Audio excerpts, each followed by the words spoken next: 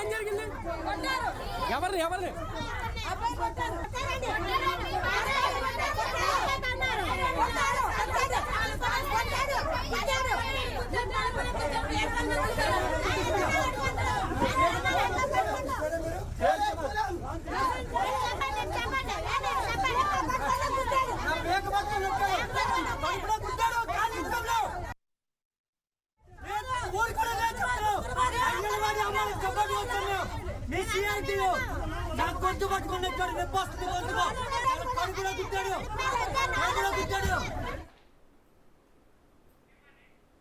విజయవాడలో అంగన్వాడీల నిరసనలు ఉద్రిక్తతకు దారితీశాయి. అంగన్వాడీలకు మద్దతు పలికిన సిఐటియు కార్యాలయాలపై కార్యకర్తలపై పోలీసులు దురుసుగా ప్రవర్తించారు. క్రాంతికుమార్ అనే వ్యక్తిని ఎత్తుకు వెళ్లి బస్సులో పడేసి కొట్టారు. Special branch CI Venkateswarlu Kranthikumar గొంతు నొక్కుతూ కడుపులో పిడుగు గుద్దారు. అయితే అంతటితో ఆగకుండా బూతుల వర్షాన్ని కురిపించారు. దీంతో అంగన్వాడీలు ఆగ్రహం వ్యక్తం చేస్తున్నారు. న్యాయమైన డిమాండ్స్ ను నెరవేర్చాలని కోరితే ప్రభుత్వం ఇలా నిరంకుశంగా వ్యవహరించడం దారుణమని మండిపడుతున్నారు. తమకు మద్దతు తెలిపిన వారిపై దాడులకు దిగడం అన్యాయమని ఆవేదన వ్యక్తం చేస్తున్నారు.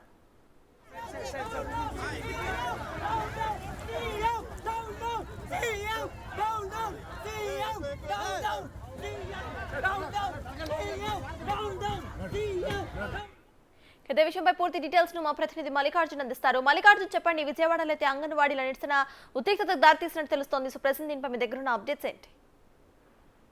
నిజంగానే విజయవాడలో ఏదైతే చలో విజయవాడ కార్యక్రమానికి అంగన్వాడీలు పిలుపునిచ్చిన నేపథ్యంలో కూడా ఉదయం 3 గంటల నుంచి కూడా ఉద్రిక్త పరిస్థితులు నెలకొన్నాయి. ఉదయం 3 గంటలకి ఎవరైతే ధర్నా చౌక్ లో ఆందోళన నిర్వహిస్తున్న అంగన్వాడీ కార్యకర్తలపై కూడా ఒక్కసారిగా పోలీసులు మెరుపు దాడులు చేసినట్టు కూడా చేయడం జరిగింది. లైట్లు మొత్తం తీసివేయటం, మొత్తం అందరినీ అంగన్వాడీ కార్యకర్తల్ని దాదాపుగా 2000 మంది అంగన్వాడీ కార్యకర్తల్ని 10-15 నిమిషాల్లోనే ఖాళీ చేయించి దాదాపుగా 10 నుంచి 15 బస్సుల్లో వాళ్ళందరినీ కూడా అక్కడి నుంచి వివిధ ప్రాంతాలకు కూడా తరలించారు. ఈ నేపథ్యంలోనే ఒక అంగన్వాడీ సంబంధించిన కొంతమంది అంగన్వాడీలను కూడా విజయవాడ నుంచి దాదాపుగా 5 గంటల పాటు కూడా తిప్పుతూ కైకలూరు ఆ ప్రాంతంలో కూడా తీసుకెళ్లి అక్కడున్న కళ్యాణపురంలో కూడా ఉంచడం జరిగింది. ఆ ఉంచే నేపథ్యంలో కూడా అక్కడ కనీసం వారికి 5 గంటల తర్వాత కూడా వారికి తాగడానికి మంచినీళ్ళు కానీ తినడానికి ఫుడ్ కానీ ఎలాంటి ఏర్పాట్లు చేయలేదంటూ కూడా వాళ్ళు ఆగ్రహం వ్యక్తం చేయడం జరిగింది. అంతేకాకుండా వారితో పాటు చాలా మంది షుగర్ పేషెంట్లు ఉన్నారు, చాలా మంది పల్స్ పడిపోతుంది, చాలా మంది నీరసంగా ఉన్నారు అని కూడా చెప్పినా కూడా పోలీసులు వారిపై దుర్భాషలు ఆడేది తప్ప ఎక్కడా కూడా వారికి మంచినీళ్ళు కూడా ఇవ్వని సైతం కూడా కనిపించింది. ఇదే నేపథ్యంలో ఏదైతే విజయవాడలో ఉన్న పిఆర్టీసీ రోడ్ లో కూడా వీళ్ళు చలో విజయవాడ పిలుపునియడం జరిగింది. అక్కడ ఎంతమంది వస్తే అంతమందిని పోలీసులు అదుపులోకి తీసుకుంటూ కూడా ఎక్కడికక్కడ స్టేషన్లకి కళ్యాణమండపానికి చూస్తూనే ఉన్నాం. ఇప్పటి వరకు కూడా ఎక్కడికక్కడ అంగన్వాడీ కార్యకర్తలను అందరినీ అదుపులోకి తీసుకొని స్టేషన్లకు తరలించారు. ఇదే క్రమంలో అంగన్వాడీ కార్యకర్తలకు సంబంధించి సిఐటియు నాయకులు పెద్ద ఎత్తున వారికి మద్దతు తెలియజేశారు. మొదటి నుంచి ఏదైతే దాదాపుగా 24 రోజుల నుంచి వాళ్ళు ఆందోళన చేస్తున్న నేపథ్యంలో వాళ్ళందరికీ కూడా సిఐటి తరఫు నుంచి కార్మిక సంఘాల తరఫు నుంచి కూడా పూర్తి మద్దతు తెలియజేయడం, అంతేకాకుండా వాళ్ళ దీక్ష శిబిరంలో పాల్గొంటూ చేస్తూనే ఉన్నారు. ఈ రోజు చలో విజయవాడ కార్యక్రమం నేపథ్యంలో కూడా వారు విజయవాడ రావడం జరిగింది. సిఐటియు నాయకులందరూ కూడా వాళ్ళకి మద్దతుగా వాళ్ళకి పాల్గొనడం జరిగింది. ఈ క్రమంలో ఎవరైతే స్పెషల్ బ్రాంచ్ సిఐ వెంకటేశ్వర్లు ఎవరైతే ఉన్నారో ఈయన ఒక సిఐటియు నాయకుడిని ఏదైతే నినాదాలు చేస్తున్న శాంతియుతంగా నినాదాలు చేస్తున్న సిఐటియు నాయకుడు క్రాంతికుమార్ ని ఇమీడియట్ గా అక్కడి నుంచి రోడ్డు నుంచి తీసి బస్సులోకి ఎక్కించడం జరిగింది. అక్కడ ఆయన నినాదాలు చేయడం జరిగింది. ప్రభుత్వం ఈ అంగన్వాడీ కార్యకర్తలకు సంబంధించి ఏ సమస్యలు పట్టించుకోవడం లేదు అంటూ నినాదాలు చేయడం నేపథ్యంలో ఈ నేపథ్యంలో సిఐ వెంకటేశ్వర్లు కొంచెం ఆగ్రహ ఆవేశాలు ఎక్కువైపోయినాయి అంటే కూడా చెప్పుకోవచ్చు. ఎందుకంటే అక్కడ ఆయన సిఐ గతంలో కూడా ఇదే విషయంలో గతంలో కూడా దసరా ఉత్సవాల సమయంలో కూడా ఇలాగే ప్రజలపై కూడా ఎవరైతే భక్తులు వస్తా ఉన్నారో భక్తులపై కూడా తీవ్రంగా ఆయన దుర్భాషలాడిన పరిస్థితి, అంతేకాకుండా దర్శనానికి వచ్చిన భక్తులను సైతం చూడనీయకుండా నెట్టేసిన పరిస్థితి, అక్కడ కూడా భక్తుల ఆగ్రహాలకు ఆయన గురైన పరిస్థితి. ఈ నేపథ్యంలో కూడా ఈ రోజు మరోసారి ఆయన దురుసు ప్రవర్తన బయటపడిందని కూడా చెప్పుకోవచ్చు. ఈ రోజు అంగన్వాడీకి సంబంధించిన మద్దతు తెలియజేయడానికి వచ్చిన సిఐటియు నాయకుడు క్రాంతి కుమార్ పైన కూడా ఆయన ఇలాగే దాడి చేయడం జరిగింది. ఎందుకంటే ఒక బస్సులో ఆయన ఎక్కించిన తర్వాత అక్కడి నుంచి అదుపులోకి తీసుకున్న తర్వాత ఒక బస్సులోకి ఎక్కించిన తర్వాత అక్కడి నుంచి మరోసారి అతను ఏదైతే శాంతియుతంగా నిరసన తెలియజేస్తున్న నేపథ్యంలో అతన్ని బస్సులో నుంచి కిందకి దింపండి, అతను సీఎం డౌన్ అంటారా అంటూ కూడా ఆయన వ్యాఖ్యానించడం జరిగింది. వెంటనే కిందకి దింపండి, వేరే బస్సులో తీసుకురండి అంటూ కూడా అతన్ని ఆ బస్సులో నుంచి మరొక బస్సులోకి మార్చి ఆయనపై పిడుగుతులు గుద్దడం జరిగింది. అంటే అక్కడ మెడ కూడా నొక్కేయడం జరిగింది.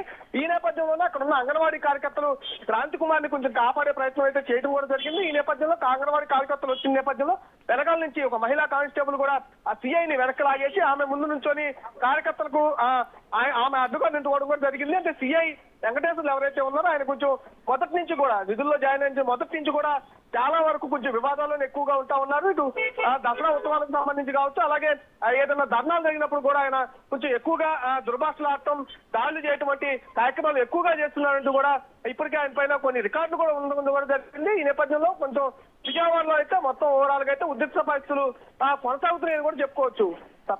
అయితే మల్లికార్జున్, ప్రెసెంట్ అంగన్వాడీలు ఏమంటున్నారు? ఇక మనం చూసుకుంటే గవర్నమెంట్ కూడా ఒక డెడ్ లైన్ ను విధించినట్టు తెలుస్తుంది. సో దాని గురించి ఏమైనా అంగన్వాడీలు మాట్లాడుతున్నారా?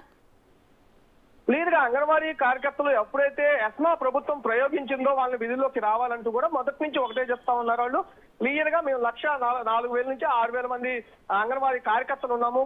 అందరము ఎవరైతే 11 డిమాండ్లు అయితే పెట్టామో 11 డిమాండ్లు నెరవేర్స్తేనే మేము విధుల్లోకి హాజరవుతామని కూడా క్లియర్ గా చెప్తా ఉన్నారు.